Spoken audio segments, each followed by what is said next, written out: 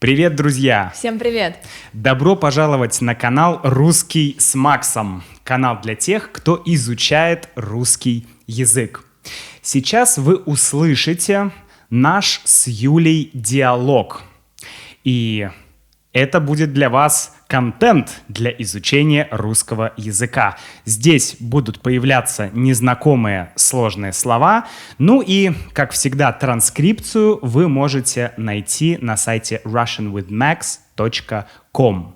Подробнее по ссылке в описании.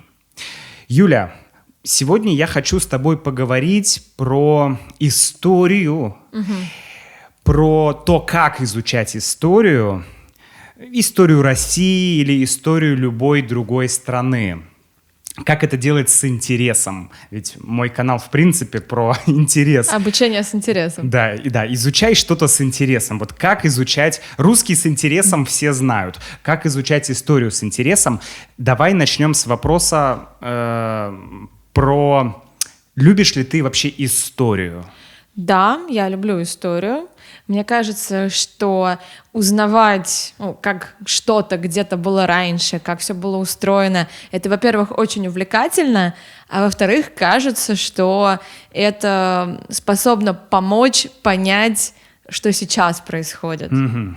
То есть взгляд в прошлое позволяет нам понять лучше будущее. Да, может быть, немножко его даже спрогнозировать, насколько будущее сейчас вообще можно прогнозировать. Ну да, все идет циклами, да? Ты согласна с этим? В истории есть какие-то циклы. В истории есть циклы, но сейчас есть гипотеза о том, что все ускоряется, и эти циклы идут быстрее. Я скорее придерживаюсь этой точки зрения. То есть ты считаешь, что циклы раньше шли дольше, теперь они идут быстрее? Мне кажется, да, все ускоряется. А ты? Разумно. Ты любишь историю? Я люблю историю, да, и через всю мою жизнь история так или иначе всегда проходила. Мне всегда было интересно изучать прошлое, смотреть, какие были ошибки, что было правильно, что было неправильно и так далее.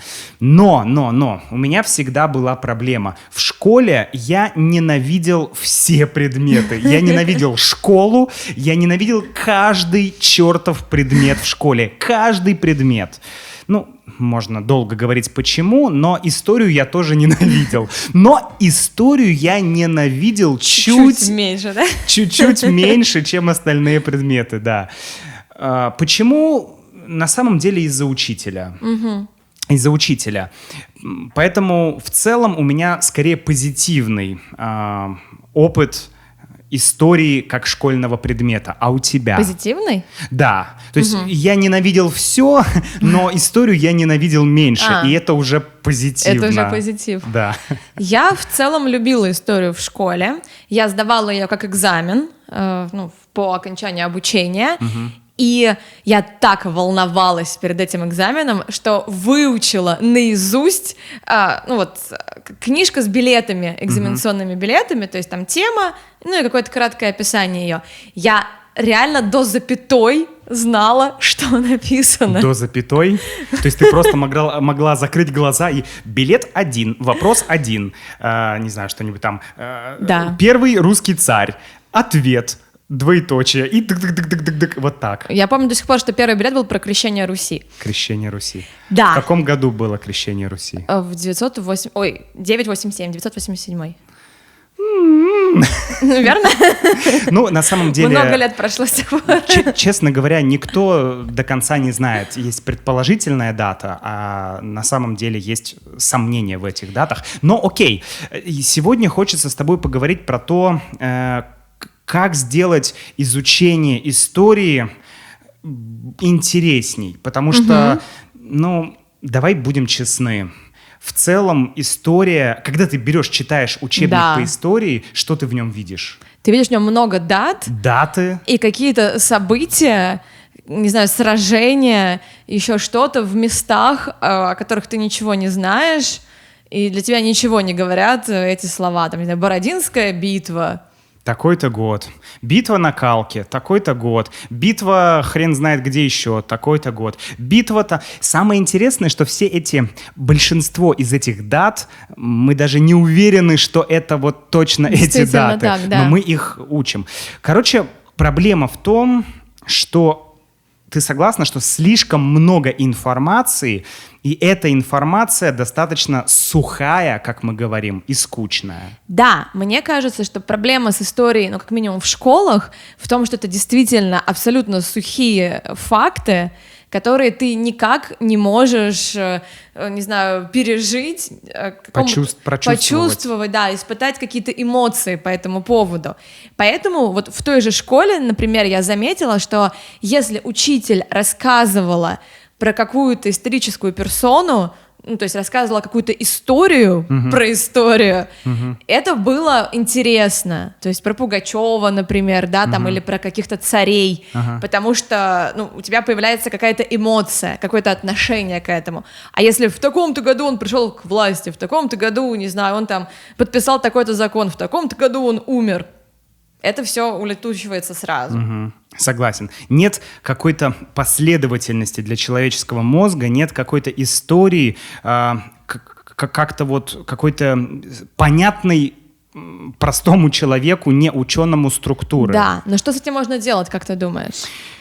На самом деле лучший, наверное, способ, как мне кажется, и мы с Юлей сегодня попытаемся доказать, почему для нас это лучший способ, это изучение истории через истории. Но что такое истории? Это какие-то художественные произведения, например. Ну, например, книга. Например, книги, да, какие-то романы исторические или так, полуисторические романы. Это сериалы, фильмы, мюзиклы и так далее, да? Да. Я согласен. То есть почему?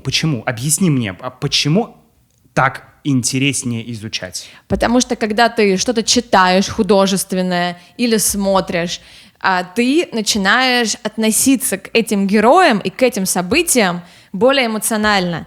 То есть для тебя это перестает быть сухим фактом из учебника, ты в этом видишь что-то, к чему ты испытываешь какую-то эмоцию. Может быть, там, ты сопереживаешь этому персонажу, или тебя он, наоборот, раздражает, но у тебя появляется эмоциональное отношение.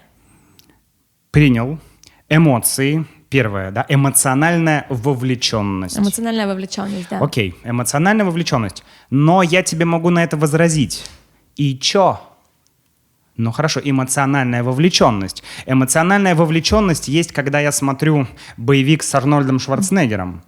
Но боевик с Арнольдом Шварценеггером — это вымысел, это фикция. Да. Откуда я знаю, что в этом фильме, в этом историческом фильме показывают правду? Если тебя эта тема заинтересует, ты посмотришь что-то, эмоционально вовлечешься и решишь узнать больше, тебе будет уже проще это сделать, потому что ты можешь пойти почитать историческую книгу или там, не знаю, какие-то исторические статьи уже про реальные факты, но у тебя уже будет больше интереса к этому, потому что ты уже испытываешь какие-то эмоции по поводу этих персонажей. Например, у меня был период жизни, когда я очень увлекалась французской музыкой, французской историей, французской литературой. Да-да, типа того. И есть такой мюзикл «Король солнца». Как? «Король солнца». «Король солнца». Он про Людовика XIV. То есть это художественное произведение, мюзикл, то есть вот постановка на сцене, снятая на видеокамеру, которая рассказывает историю Людовика XIV. Соответственно, я это посмотрела. Мне стало очень интересно разобраться, что же происходило в то время, и после этого я пошла читать уже какие-то другие источники. Заинтересовалась ли я бы историей Франции просто так? Маловероятно. Слушай, да, я понял. То есть ты создаешь эмоциональную привязку, И это тебя заставляет, сначала эмоциональная привязка и заинтересованность. Да. А дальше уже тебе просто интересно узнать что-то подробнее про этот исторический период, Да. и ты начинаешь изучать, скажем так, более научную историческую Да. литературу. То есть сначала эмоциональная связь, а потом уже какие-то... Да, а потом уже ты можешь проверить, насколько то, что ты увидел в этом фильме или сериале, соответствует действительности. Хоть тот же учебник истории почитать, или какие-то публикации, не знаю, очевидцев там, тех событий, если это что-то из современной истории. Но тебе уже проще это воспринять. Я с тобой согласен, потому что буквально недавно, друзья, я делал серию подкастов про Чернобыль, про Чернобыльскую аварию.